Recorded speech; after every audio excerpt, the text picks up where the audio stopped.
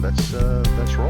Frank Delaporte, he is a Java champion and working for Azul, programmer, developer.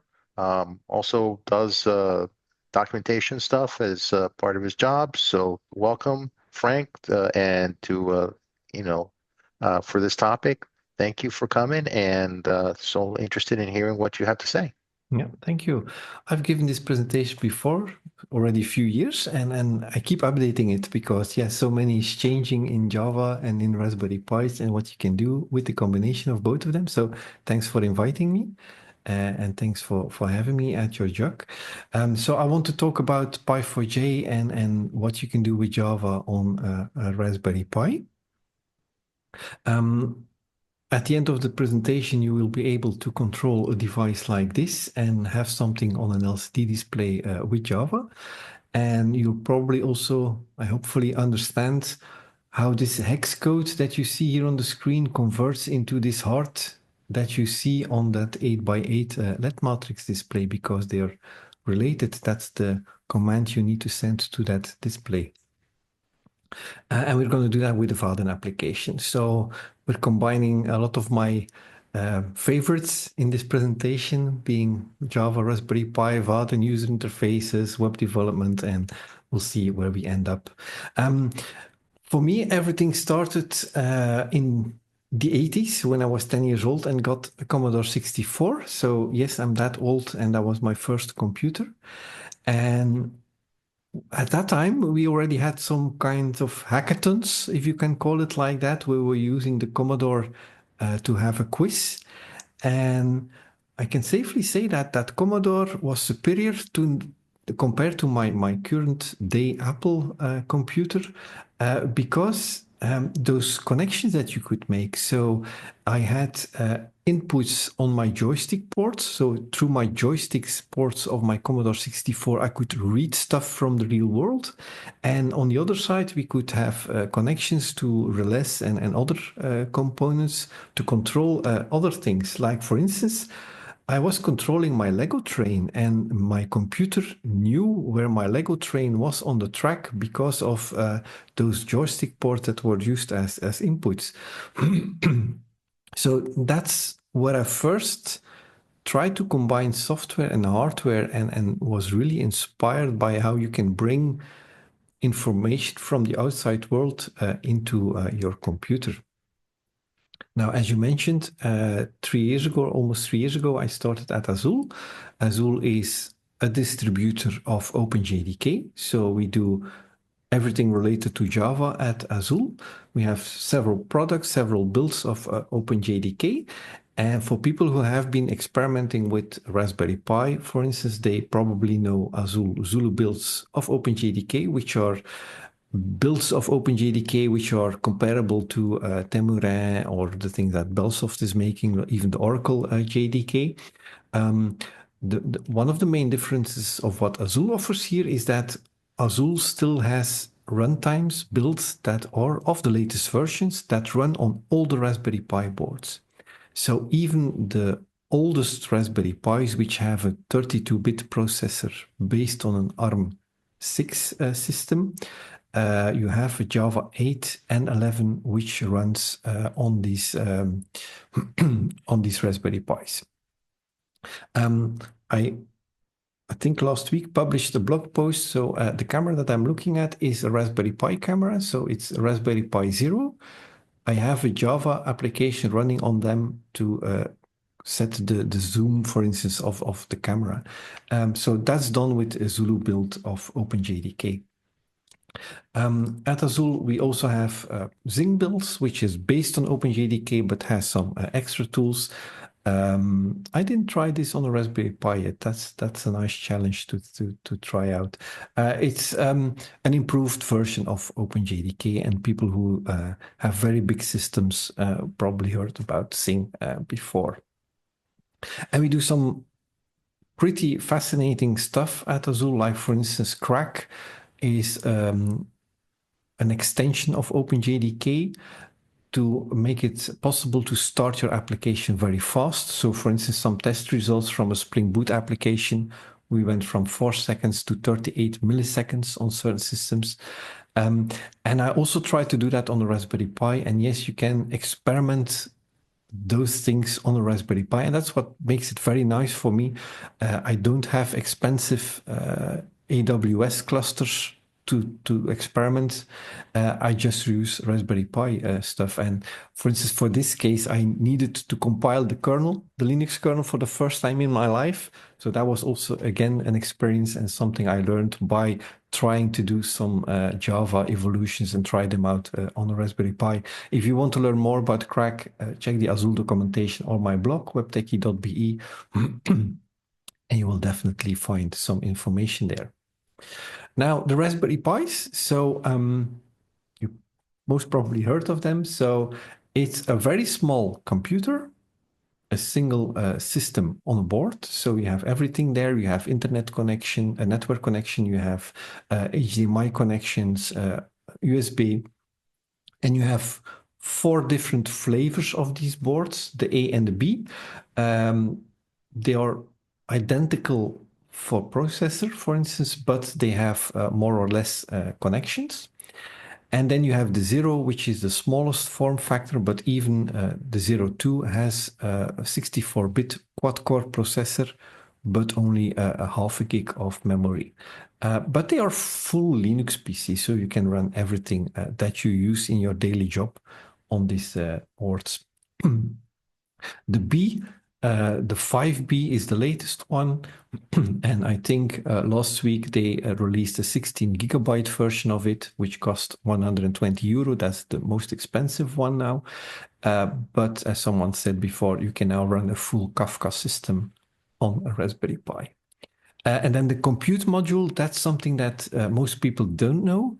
The compute module, the idea there is that you attach it to your own baseboard. So that it has no connections, only at the bottom there are 2 micro connections with a lot of pins. So you can plug it into another board, a motherboard, and then you add the extensions that you need for your application. Like for instance, if you want to create a washing machine that has a Linux as a web server, for instance, to do something, then you can build your own hardware around those compute modules. But on the compute module, you have the SoC, so CPU, GPU, memory, wireless if you want. So everything is already on that board. So you have a full Linux PC that you can mount on your own hardware or buy one of the existing baseboards. Raspberry Pi exists already a long time, so if you compare them side by side, the very first ones were intended to connect to any existing television, so they had an analog video output, but now they are really full-blown Linux PCs. Still the same size, but completely different hardware connections, possibilities, and stuff like that. As I said, last week they announced the 16 gigabyte version. People were saying it's not that cheap anymore.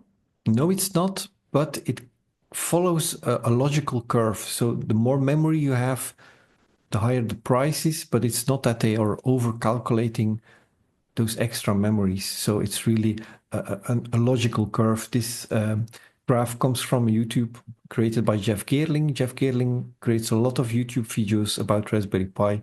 Really an interesting guy to follow. This is one of those compute module baseboards. That's one that you can buy ready off the shelf. This one is intended for, I think, a NAS because it has 2 network connections and you can connect a lot of disks there, but there are different boards for different use cases. A very nice thing that they did is they also created a keyboard with a Raspberry Pi inside. This is the 400, which has a Raspberry Pi 4 inside. Also, a few months ago, they announced the Raspberry Pi 500. Same form factor, but it has a Raspberry Pi 5 inside. So that means that you just connect power, a mouse, and a screen, and you have a full working computer, like the first computer I started with. So we're really back at the beginning of my computer career, where I had my Commodore 64 with a lot of connections to connect electronics and other stuff, and really learn how you can program on these very cheap computers because if you compare the Raspberry Pi 400, it's about $100. My Commodore 64, if you recalculate it to the current price, it would be around $1,500. So you can do a lot more for less money. For completeness, I need to mention the Raspberry Pi Pico. It's also a product by the Raspberry Pi company, but this is a microcontroller. So for people who are experimenting with Arduinos, that's what you need to compare it with. So Pico is not a Linux PC, it's a microcontroller. So Raspberry Pis, single board computers, you can have a full Linux system on it, a server system with only the terminal, or a desktop application, desktop environment, meaning you can run Visual Studio Code, you can run any type of GUI application, and you have many operating system versions. That means that you have the Raspberry Pi operating system, which is the official one created for the Raspberry Pi, but you also have operating systems like Home Assistant. I have a Home Assistant running here, which connects my car with my touchscreen in the kitchen and stuff like that. You have retro game app OSs, you have media stations, NAS systems, all operating systems you can download. You put it on an SD card, plug it into your Raspberry Pi, and you have a full system up and running in minutes.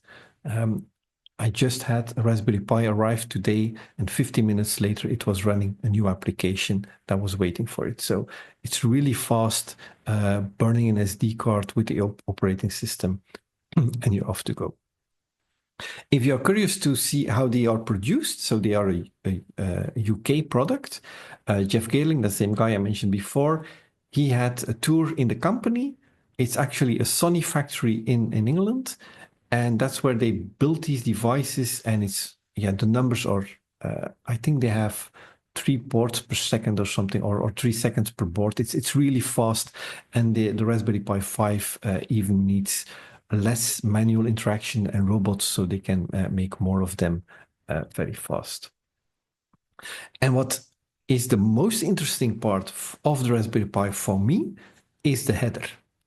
And the header are 40 pins on the board where you can connect electronic components, where you can connect a screen, where you connect buttons, LEDs, stuff like that. And actually, this is a fun story. When they were designing the very first Raspberry Pis, they were creating a computer for everyone. Not thinking about adding electronics, it was just making a computer for everyone. And they had these GPIOs, these pins available, and they had some space left on the board. So I think it was 24 or 28 pins at the very first board. So they put it on there to see what would happen. What would people do with it? And for me, this is really the strength of this board, that you can connect so many different things to it and do really amazing stuff. Now, how my journey with Java on Raspberry Pi started was 5 years ago. And with this device that I created for my son, it's a drum boot controller, a touchscreen interface, a JavaFX application where he can control lights and stuff like that and have relais. So I wanted to create this, and you should only learn one new thing at a time if you're creating a pet project like this. So I wanted to reuse my knowledge I already had with Java for building applications, having an API, being able to control this from everywhere in the house. I wanted to use JavaFX because I already knew that to build the user interface, but I didn't know how to toggle those relais and control a LED strip and stuff like that. So those were the things I wanted to learn. And for the next 6 months, this was my companion de route. So this was the thing I was using every evening. And I was experimenting. First, how do you run Java on the Raspberry Pi? That was my first thing. Then how do I toggle a LED? How do I turn it on and off? How do I put a number on that little display at the bottom there? And I started writing all these things down. And before I knew it, it was 6 months further, and I've actually written a book. So in this book are all my experiments that I have done on this Raspberry Pi to know and to learn how to control electronics and what you can do with it. Like I end with the touchscreen application for the drum boot, which uses a queue and uses serial communication to control an Arduino. But all these in-between steps, like getting the weather from an API, from the Open Weather API, and putting the temperature on an LCD screen. So all these things in between are all things that I documented and made me an author.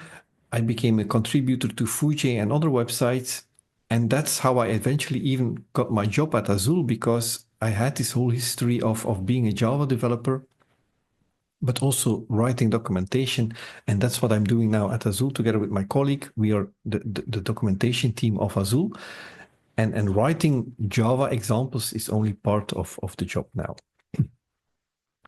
And during that journey, I also found Py4j projects and became a contributor and now the maintainer of this project. So Py4j, it lives on py4j.com.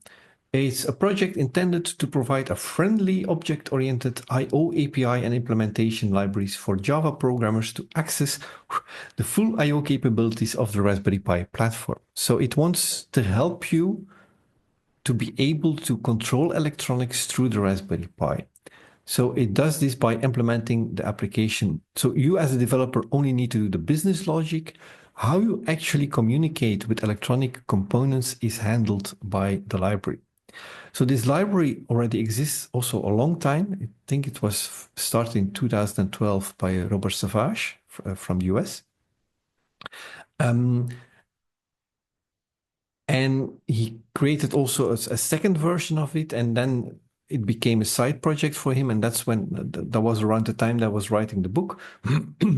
So I took over the documentation part of it. We have some new contributors to the project, Tom Arts, Robert van Berg, and then even university and others have joined the project.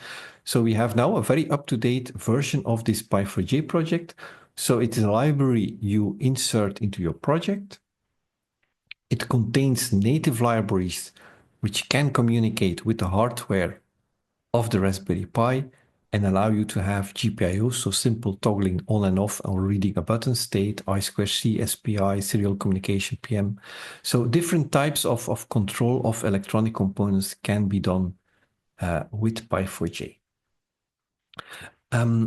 We had a bit of a blocker at some point when the Raspberry Pi 5 was announced, because Raspberry Pi made the decision to have a separate chip on the board that sits in between the SoC and the GPIOs.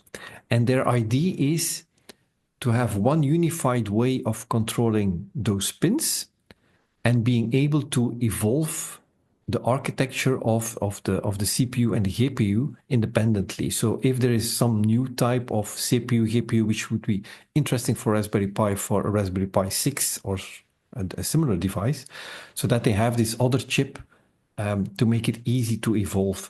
And we were blocked with the Py4j project because that new chip didn't work with what we had in the code. And then it was really nice to see that someone of the users, again, a student who was using it for his student project, decided to implement a provider which was compatible with the Raspberry Pi 5. So Py4j is compatible with the Raspberry Pi 5, not fully yet, but we just had a merge request this morning. New features are coming in very fast.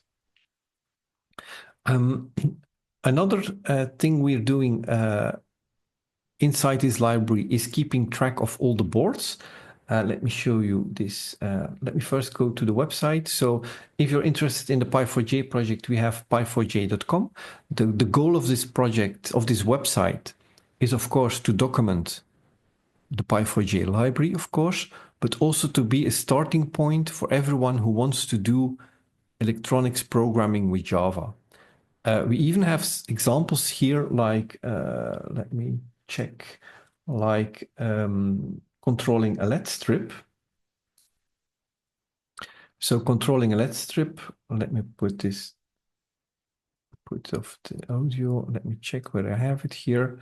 So controlling LED strip like this, we actually don't use the Py4j library. We use just serial communication and a dedicated hardware device. So also that is documented here on the website. You can also find JavaFX examples, how to start a JavaFX application, making sure you have the right runtime and everything started. So a lot of examples. JBang is used here. JBang, if you don't know JBang, it's a perfect way to run single file Java applications with dependencies. So if you have, let me try to find an example here. Like for this example, it needs dependencies. So that means that in normal world, you would create a Maven project with a POM file, but with JBang, you can actually do everything inside one file. You define your dependencies, and then you can execute this with JBang and your Java file, and it will fetch the dependencies, compile everything, and run it. So also this is documented here, and a lot of other things. So if you want to get started with Java on Raspberry Pi, go check py4j.com, the website with all the documentation. So as I said, examples with projects containing Py4j, but also just how do you install Java runtime on the Raspberry Pi. The other site I wanted to show you is api.py4j.com.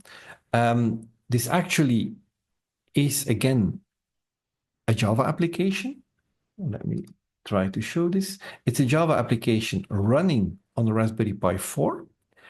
It's a Vaadin application, so we have the user interface is done with Vaadin, and it exposes some of the information which is in the Py4j library, being all the available Raspberry Pi models.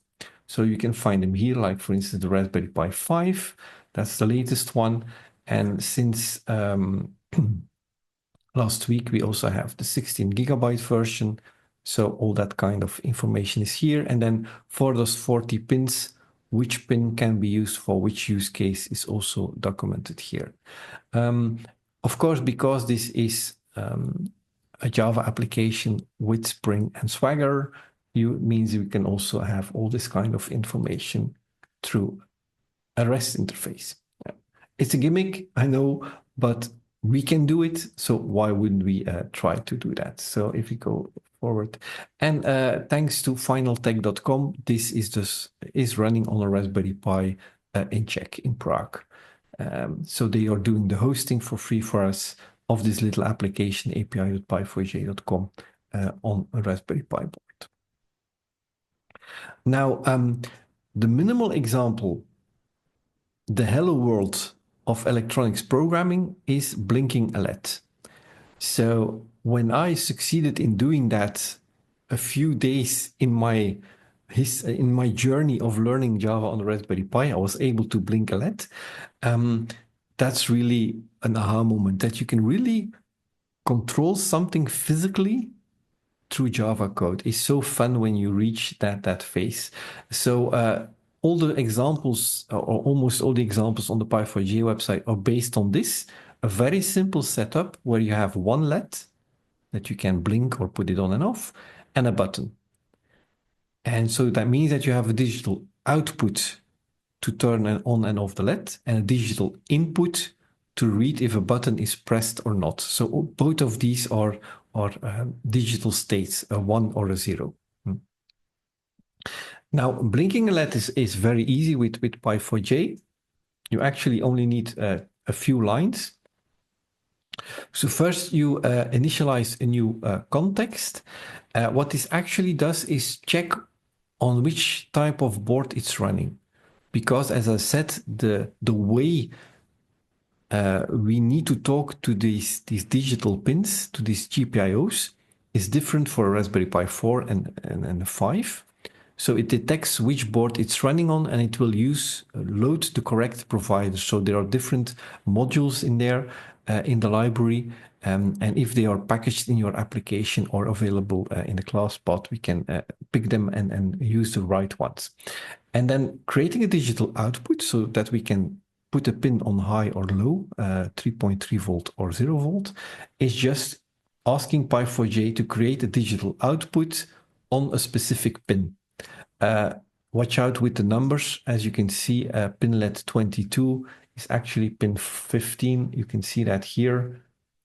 pin 15, so the physical pin, the number is 1, 2, 3, 4, 5, 6, and so on. But the physical pin 15 has the BCM number 22, and that 22 is the number you need in the code. So this one. So at that moment, we have a Java object, which is linked to a LED, to a little light. So now we can toggle that LED, so we can put it to low, being 0 volt, or we can put it to high, being a 1 or a true, or in this case 3 volt 3. So we can put on the LED, and we then can have it in the sleep mode, and then sleep in the loop. So the LED is not only the physical thing, but it's also a Java object. So we can ask, what is your state? Are you high or not, or low, and then toggle it. Okay, and that's how it looks like when you're running the application. So the full minimal example application reads the button state, and if you press the button, then the sleep becomes a bit shorter. And if you have pressed the button 5 times, the application stops. So you see in the background the log output of this application. So what you're seeing here on the screen is Visual Studio Code running on a Raspberry Pi, this one, a Raspberry Pi 4. Don't mind the big fancy cooler here. I am an influencer. That's the only thing I ever got for free, but I had to put it on my Raspberry Pi because it looks so fancy. Now, with everything what we have now seen, let's build something more complex and have a short demo of what we can do with all this. I'm going to use an L-Crow CrowPi, the left one on this screen. So you can put a Raspberry Pi inside. The Raspberry Pi connects to these pins inside that little suitcase. It has a little screen, and it has a lot of different components. So all these components are pre-wired, so you cannot mess up the wiring. For some components, because there's so many in the suitcase, you need to toggle some of these dip switches. And they also have a newer version of the CrowPi, which has a bigger screen. It has a built-in keyboard. The left one doesn't have a keyboard. The right one has a keyboard, which is wireless, and you can take it out of the suitcase or the little suitcase or the laptop case, and then you have all the components below it. Thanks to the FHNW University of Switzerland, we have examples in Java for all these components. It was a student project. 2 students worked on this for a year, and they had the most challenging part was the temperature sensor, which requires very strict timing. But they created very nice examples for all these components. And I am a true developer, meaning that I'm really lazy. And if I can copy something, I will do so. So I used some of their code in the demo application that you will see. Of course, the whole Py4j project is an open source project. Also, all the examples are open source, meaning that you can find all these code examples on the Py4j GitHub account. As you can see here, you have a lot of different applications, apps, as you can see from the name. So if you run this application, it will ask you which of these apps need to be executed. And it will do some pre-programmed things, like, for instance, on an LCD display, it will put a message on the LED matrix. It will put some images and so on. So as a demo of what this CrowPi can do, but that also means that you can indeed reuse that code to have your own implementation on top of it. Exactly what I've done. So I've used that code. Then I went to start.vaadin.com to create for me a basic UI that I could extend with a few screens, for each component a screen. If you don't know Vaadin, really take a look at it. It's amazing. It's full UI, web UI development within Java. So within Java, you create every screen that you see. It's very close to what you can do with JavaFX, one of my other loves, but then for the web. So if you Never used Vaadin before. Please, please, please take a look at it. It's really amazing. Now, what I've done in this demo is I combined a few ways of how to communicate with electronic components. Like a LED, as I said before, is just a digital output. It's on or off. A touch is a digital input. You touch it or you don't touch it, 1 or 0, true or false. An LCD display and the 7-segment displays in this CrowPi need to be controlled with I2C. Is a way of a protocol, a way of communicating with electronic components. The same for SPI, which is used by the LED matrix. And the buzzer uses PWM pulse width modulation. It's very fast toggling on and off the power, and then the duration of how long the power is on influences the buzzer, and you will see it or hear it.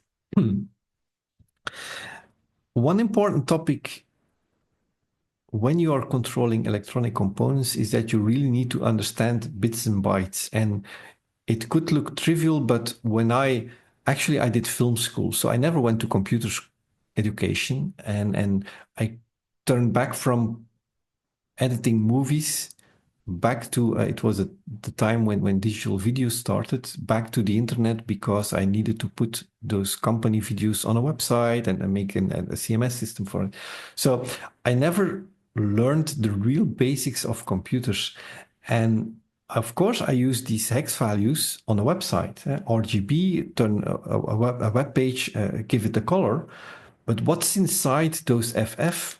I really needed to learn that again and discover that 8 bits define a byte and how you convert one to another. So for most of you, I'm really telling not really telling something new, but it's all based on the power of 2, and you start calculating something, and this is a really boring slide. So I found a very nice movie which illustrates perfectly how this works. So this is another fun project, a weekend project, maybe something to do with your kids. Make a binary counter and at the same time have a fun project. So this is how binary values get converted into bytes and how you get into a number value.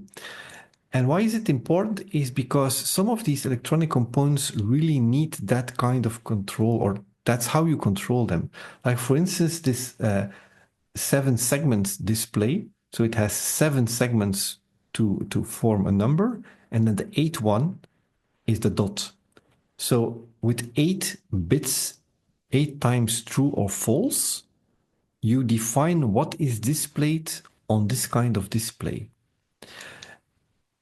And let's use 6D as an example. 6D converts into 0, 1, 1, 0, 1, 1, 0, 1, which turns a display like this into a 5. So with one hex value, 8 bits, you decide what is displayed on this little display. And I find that amazing because I've done a lot of web service development, and we are used to exchanging data with JSON. And if you compare all the data which is inside this one hex value, this one byte, it's actually only needing one char. If you convert that to XML, you end up with something like this. So stuff that we are sending between web services in a structure like this, where we have a lot of true-false values, we actually could do that with a single byte, or we could reduce the size of the data that we are sending back and forth between microservices. For instance, we could reduce that a lot and make systems cheaper and use less electricity. So this was also an eye-opener for me, how much data can be structured into one single hex value. If you compare that, this is then the same thing in JSON, 250 characters, the same thing in YAML, 202 characters. So all this information that you see here fits in one number value between 0 and 255. And that's amazing to me, because that's how you control a 7-segment display like this. By the way, I think you now understand why I use the CrowPy for this demo, because this is the setup if you want to do this by hand. You need all these wires, need all these resistors to control a display like that. And you see that there's even a chip in between. The Raspberry Pi has more than enough GPIOs to control 8 segments. But if you want to have a few of these, then it becomes more of a challenge. And with a chip like this in between, an IC, you actually only need one connection. So you only send the number value, that's 6D, and it will turn on and off the 8 outputs of that chip depending on based on that number. Okay, let me go into the code of this little Vaadin application that I wanted to show you. So I have this, so this is a Maven project, a very simple Maven project. So what do we have as dependencies? We have Vaadin here. We have Spring Boot, things you all know, I think. We have some Py4j dependencies. And that's it. The rest is testing. So if you go into the application, the main layout, this is how you build the main UI of a Vaadin web application. And then you see here that we have navigation items, and each of these navigation items links to a specific page. What I also have here in the background is a service. Again, typical Spring Boot use case. We have a service which acts as a singleton, if you want to use that name, which controls all the devices on the CrowPy that we're going to use. So if this service is initialized, it initializes each of these components. I have split this up like this in this example. If you want to reuse this for another demo, you only need to use the things that you actually need. Like for instance, a LED, it uses a longer way of defining a LED, but that's the same result as we've seen before in that one line. It also initializes a touch, which is an input. So it's a button press or not. We have an LCD display, we have a LED matrix. And here, like for instance, this LCD display component, this is code taken a full copy of the CrowPy project, which exists on the Py4j website. So no original code here. This is really a copy of what already existed and was created by the students for the Py4j project. And if we have initialized the LCD display, we immediately put Hello World on it, and we have something on the display. Okay, there are other here. They're all created and initialized at the startup of the application. The LCD display I've shown it. This is a view of the matrix. So the matrix is an 8x8. Let me show you. So the matrix is this one. So it's 8 rows of 8 LEDs. Okay, and we can put a symbol on there. And again, on this UI, we have buttons. If you press a button, we have a click listener, and it will put a matrix symbol on the screen. And here you see, for instance, I think I said at the beginning, you will understand what the hex value meant that led to a heart being displayed on this matrix. It's here. So on the first row, we have the hex value 66. Then we have the FF. So FF meaning all 8 bits turned on. So we have a full row of LEDs being turned on. So that's how you define an image here.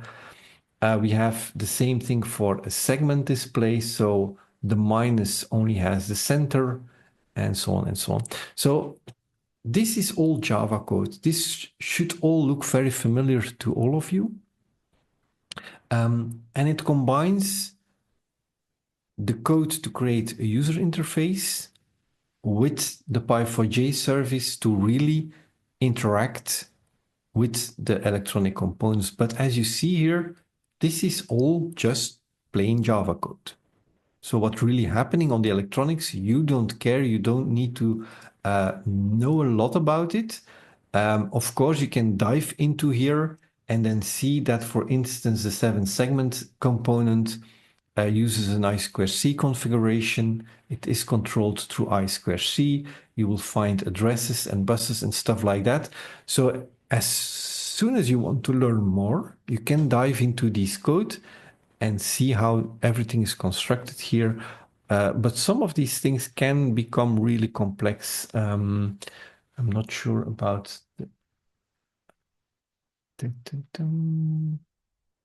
I think the LCD system is pretty complex. You have some bit toggling and stuff like that going on, but even then, it's really understandable Java code. Okay, so this is the code. Let me go back to my browser because I have this application now running for you. So this application is running on that CrowPy next to me. So let me show you this thing here. Voila. Okay. So it's running on the Raspberry Pi 4. It is using Azul Zoo, of course. I have to use it. No. That's the easiest one I can install, so I always try to use it. The LED is, let me try to show that, but you have to be, it's one of these little LEDs here. So I can now turn it on and off from my Vaadin web application. Huh? Not spectacular, I know.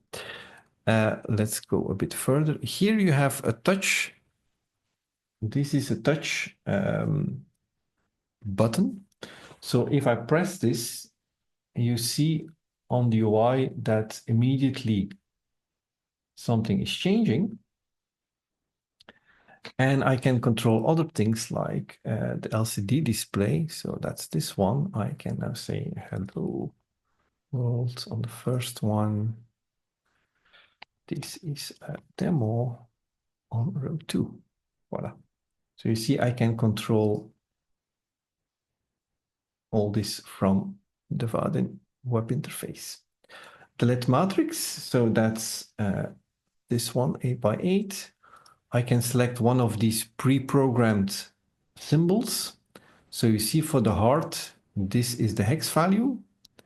So 66 means that we have some LEDs turned on the first row, not all of them. Then FF, we have a full row here. And if we go down, you see that the value changes again because we have less LEDs being turned on.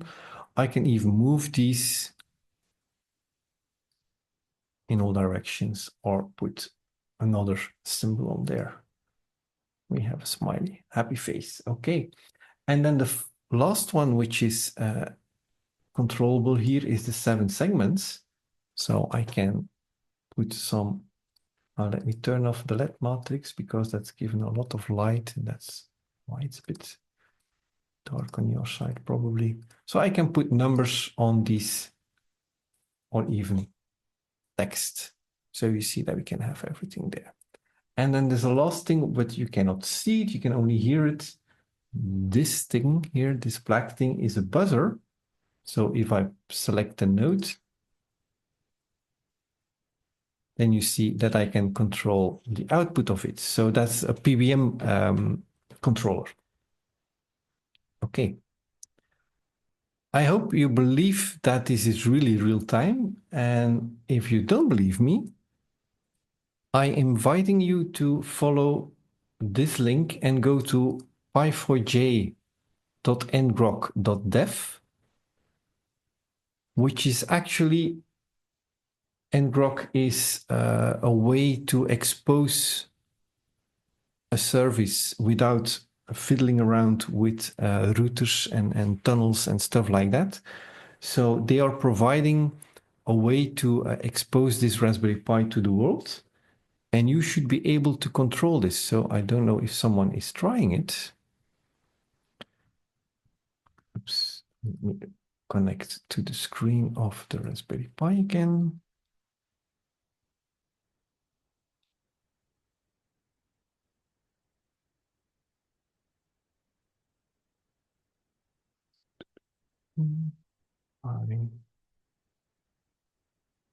There it is.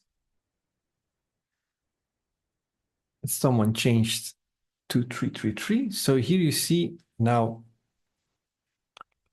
the output of the application on the Raspberry Pi.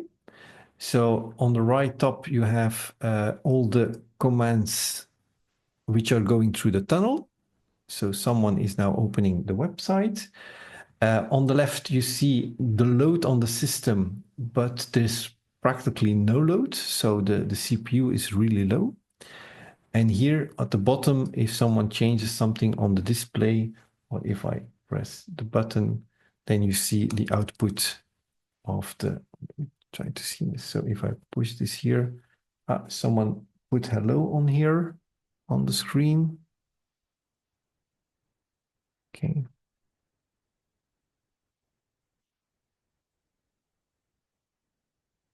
And we have a smiley. I didn't do anything, I promise. So this is now coming through this Vaadin application, which is now open to the world. And anyone can control it as long as I keep this tunnel open and this Raspberry Pi is powered on. Apparently no one dared to test the buzzer. I did this demo at the Devoxx conference in Belgium, and I had a few hundred people in the room. I should not have told that. I had a few hundred people in the room, and they were really stress testing the system. And even then, it just worked. You can have a few hundred people on a Vaadin application running in Java on a Raspberry Pi 4, and I think this system has how much memory does it have? I think it only has 2 gigabytes of memory. So, and this works. You can control electronics through this Java application running on a Raspberry Pi on a computer of, I think $40, $50, euros, not more than that. So everything that we do at work, the Spring type applications that we develop at work, we can just use them as a test, run them on a Raspberry Pi, see how they behave in a restricted environment where you only have a limited amount of memory, a smaller CPU and stuff like that. So someone said this is cool. Thank you. So you see, we can really control this board through this web interface. If I go to the 7 segments again, I can change one of these values. Well, okay, good. One more thing I want to highlight is if you're interested in this or in anything related to Java, please visit fujay.io. It's the website for Friends of OpenJDK.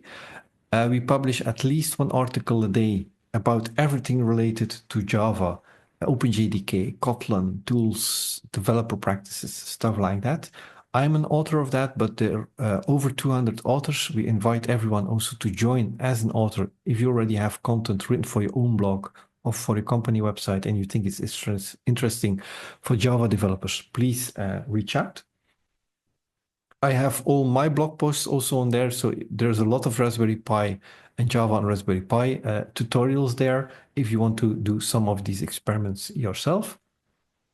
And I have a podcast, 1 or 2 podcasts per month about everything related to Java. Also, again, developer world, new Java releases, like we will have Java 24 in 2 months. Going through all the new features which are in Java, but yeah, also Vaadin, LangChain4j, desktop development. We have done a lot of different topics already. This is an old slide. We already over 60 podcast episodes that we already have. So please join us there. What's next for you? You can follow me on Mastodon, Blue Sky, LinkedIn. My Twitter account was stopped. I do tweet a lot about, or share messages, not tweet anymore, share messages about Java and Raspberry Pi, but also other stuff related to Java and JavaFX. Visit my website, webtechie.be, for all these articles. And if you're interested in my book, I'm working on an update 2025, of course. It's an ebook. The paper version got sold out already sometime. You can also find my content on fujay.io and, of course, also on pi4j.com. And regarding this electronic stuff, yeah, it's experiment, fail, learn, repeat. I have to say that the Raspberry Pi is really strong. I didn't destroy any Raspberry Pis during my experiments. Only a few LEDs and a few of these little hex LED displays got destroyed because I put too many voltage or stuff like that on them. But the Raspberry Pi itself is very strong. I was not able to break one, so I think you're safe if you want to start with one of the more expensive ones with a lot of memory, and have fun. That's the only thing I can ask you, to have fun if you do these kinds of experiments, and they are really fun. They can definitely also be really frustrating. The first steps to have something controlled through software can be really frustrating because you're not sure if your code is wrong or your configuration or your connection. So there's always some steps to take there to reach the fun part. But at the end, it definitely will be fun and you will learn a lot because you combine your software knowledge and then try to control electronic components, and going back and forth between those is really a nice thing. Okay, that leaves us some room for questions if there are any. Well, we still have a lot of folks, Frank, so they're there. They didn't run away. That's good. They didn't run away. No, we Uh, didn't. Let me put it Hey, in. Frank, it's Sergey. Hello. I have a colleague here. Yes. do we? I'm your support group. Yes, if people need some information about Azul and Zulu, and they're at the right address now. But it's really fun to be able to have my professional life going into my hobby projects, because they're really close to each other, but still I use both to learn in both directions. So by working at Azul, I learned a lot about how different bit versions, for instance, are installable on all of these boards. And on the other side, if I have a problem with, for instance, running JavaFX on a board like this, I can again find people who can help me there. So the Java community is very open, I've learned. You can really reach out to people and ask. Good question. Are there any Raspberry Pi starter kits that you would recommend? I didn't start with well, yes and no. What I would advise is an Arduino starter kit. An Arduino starter kit is something like this. It's a box with stuff like this. So you have buttons, you have LEDs, you have resistors, a display like this. You have these for $20, $30 already. Yeah. So that's a good way. I already have it. Okay, if you have an Arduino starter kit, you already have a lot of components. The only thing to have to take care of is most of Arduinos have GPIO pins of 5 volt.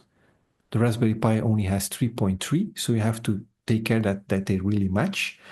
And then if you go to Raspberry Pi starter kit, if you're really new to Raspberry Pi, then I would consider a Raspberry Pi 400 or 500.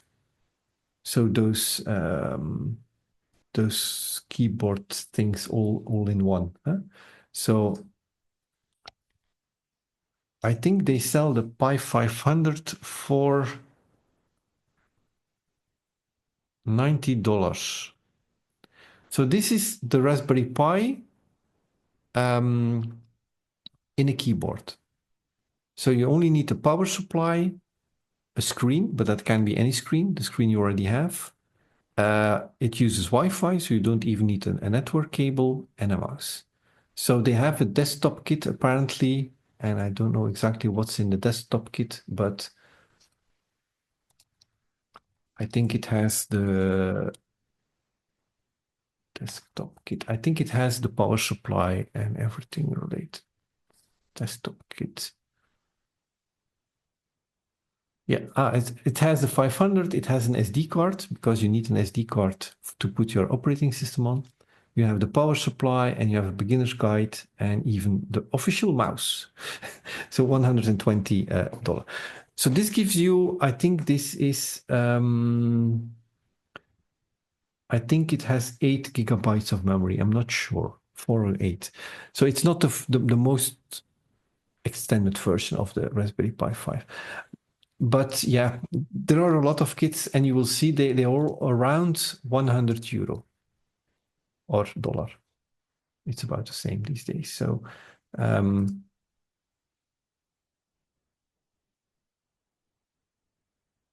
mine is on the way.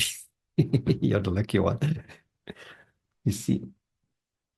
Okay, this is the 400 starter kit, $95. So they lowered the prices a bit by having new boards available, but you see you have a lot of these kits. Some have a housing for the board, some have a ventilator. It's advised for the Raspberry Pi 5 to have a ventilator on top of it, but yeah, you can find whatever you want. Let me grab one.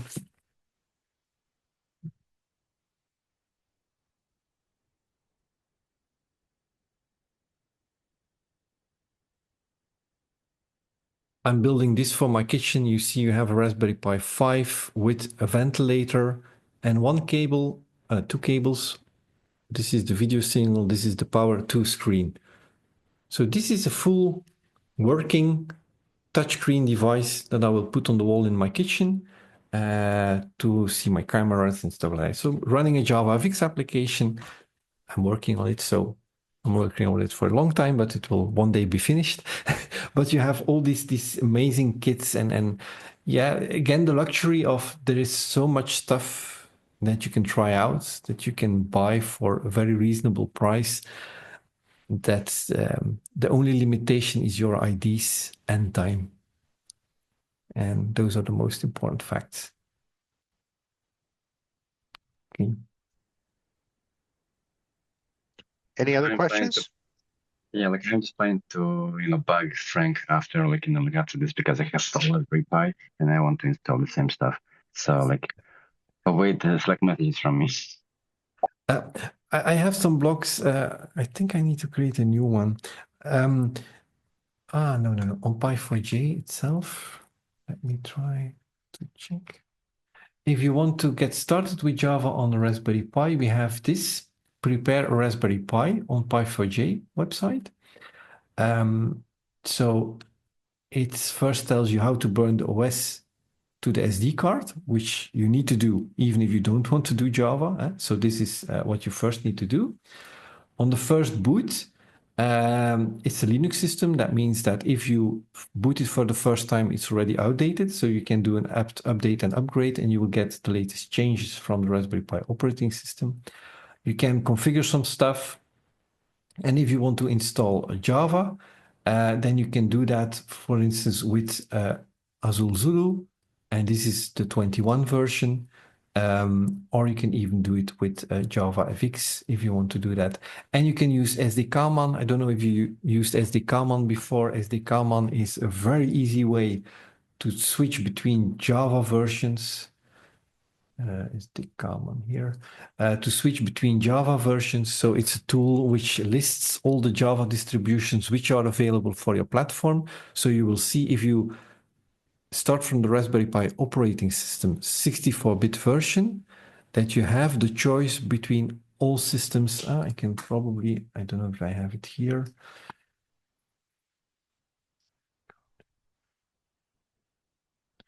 like you can see. So on this Raspberry Pi, you have the choice of Corretto, Dragonwell, Graal, JetBrains version, Liberica from Bellsoft, Microsoft, Oracle, Submachine, Temurin, Zulu. All these Java distributions are available for the Raspberry Pi operating system for that environment. So you can have the latest 23 Zulu runtime with crack. You can just install it from SDKama. One line and you have the latest version. You see also the 25 early access. So that's a version which will only be available released in September.